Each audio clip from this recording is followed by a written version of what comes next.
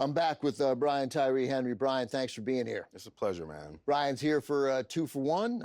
Just had his first feature, Imitation of Life from 1959. Next film we have 10 years later, The Learning Tree, a movie that I, before you picked it, had seen one time. I obviously remembered that it's a story of this black teenager and his friends, his family growing up in 1920s Kansas. I didn't remember how violent it was. Yeah. I didn't remember how much trauma there was. I have a more quaint memory of it. Well, it's also it's called The Learning Tree. Right, yeah, right. So you immediately think that you're getting into, and even the opening, this song that Gordon Parks wrote. Yeah, so Gordon Parks, he produced it, Yeah. he wrote it, he directed it, Yeah. and he scored it. Yeah. Yeah. On top of being one of the greatest photojournalists and photographers Ever. this is what he decided to do and create and build. And he was 57 years old at the time. His career as a photographer, as one of the most important photographers of the 20th century, was already locked in.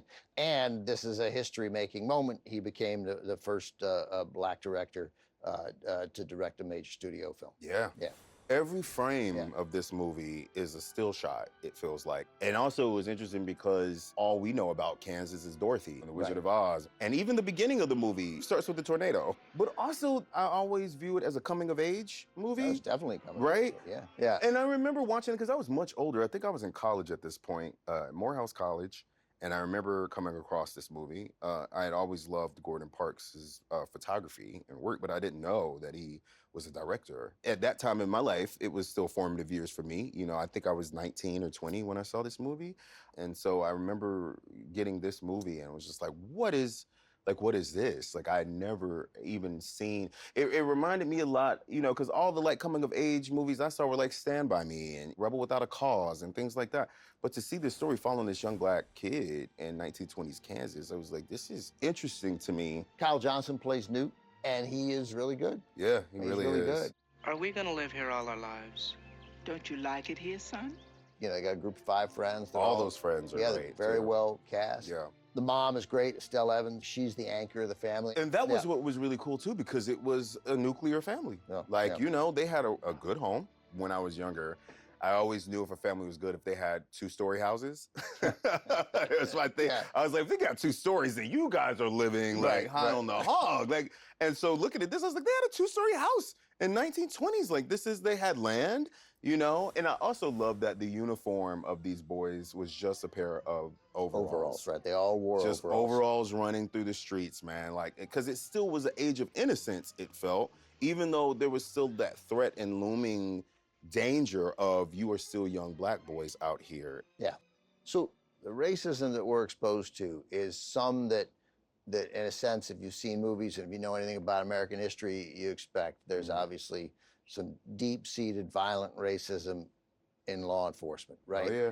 Then there's the daily racism of this moment where Newt, who's a super smart kid, wants to go to college, has ambition, and is just told by his teacher, you can't go to college, you're wasting your time. And that's straight out of Gordon Parks' life. Mm-hmm. And so even you get the little bits of racism and then the real menacing, dangerous parts of racism, and you realize how bad the cumulative effect of all this. Absolutely, because even if you look at the movie The Learning Tree, right, where this age of innocence is very short.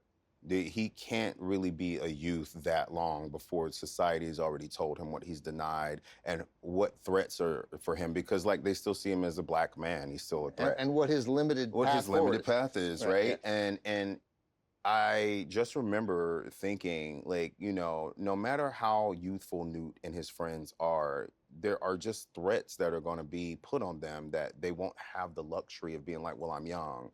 You know, I'm trying to learn and develop this way. They're black men. And so I going to this all-black male institution, you know, in the heart of the South, in Atlanta, Georgia, still, you know, it's in the South, the seed of where the civil rights movement took place. I was just realizing the juxtaposition of what Newt was going through and what I was going through at the same time in my development. And it was just it was just so interesting to me to know that the times have changed, but yet the stories are still the same, you know? And I think that, you know, it was something that absolutely attracted me to Newt and his friends and their circumstances. Because I thought about me and my friends in Atlanta. Like, we're all in college. You know, we are all Black men who have excelled at education, and we're going to college. But if we're out and about, Wait, once you leave campus, which you must have done all the time, you go into Atlanta, you go to dinner, you go to the bar, it's you go a out. whole nother thing. And you're always aware of it, right? Always aware. Always aware. Always aware to this day. And I'm in my 40s. I'm always aware of it. Yeah. Brian, thanks very much. More to discuss after the film. Absolutely. Here it is, from 1969, written by Gordon Parks, produced by, Gordon Parks, directed by Gordon Parks. Who's it scored by? Let me see, I have his name here. Gordon Parks. Yep. There it is. Here are Kyle Johnson and Estelle Evans in The Learning Tree.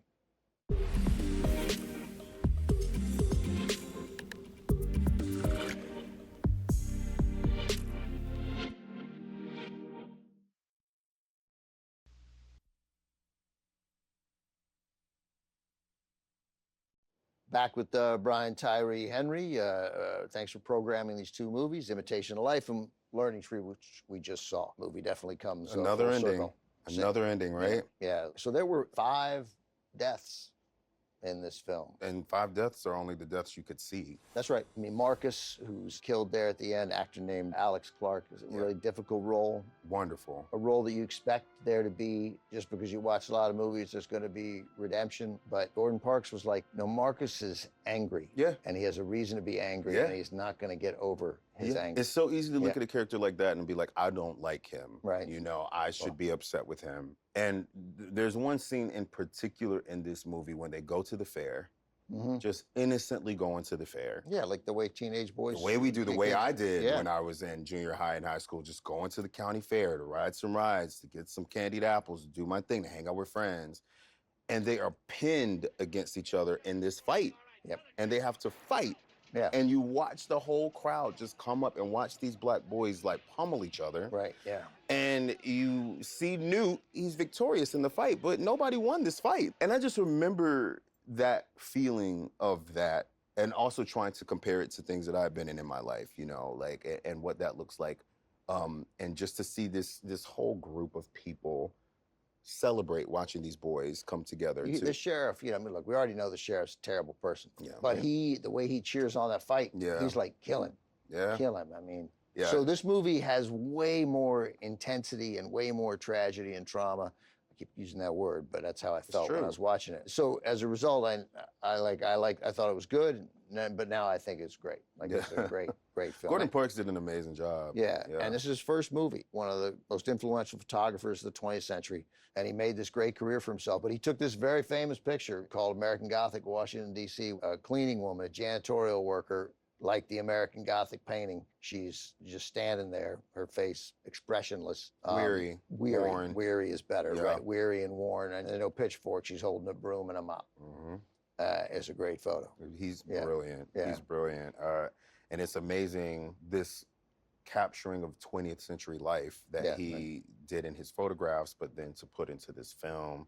Because I even think about like just the opening scene when you see this barn and these wheat fields. He does this amazing thing of just taking all these norms of what should be considered idealistic American experiences deep under the surface can be switched immediately because of race and because of where you are and because of your socioeconomic background. And it's wonderful how he did, because I always just kind of laugh about how uplifting the theme song is. Like, it's just this beautiful orchestra, this song of just this young boy going through this wheat field, just leaving, you know, spending his day. And how immediately, the minute that he makes the decision to leave home, all these choices of life and death happen to him. And that is real. Like, that's truly, I think, the lesson of the movie. Yeah.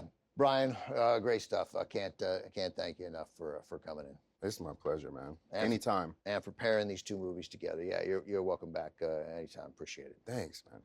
Brian's done for the night, but the movies continue here on TCM. Unfortunately, though, the next movie will be presented by Eddie Muller. Noir Alley is next on TCM. I apologize. Next on TCM, Blind Spot, then The Beggar's Opera, and later, The Prince and the Showgirl. TCM gets a swift kick tonight.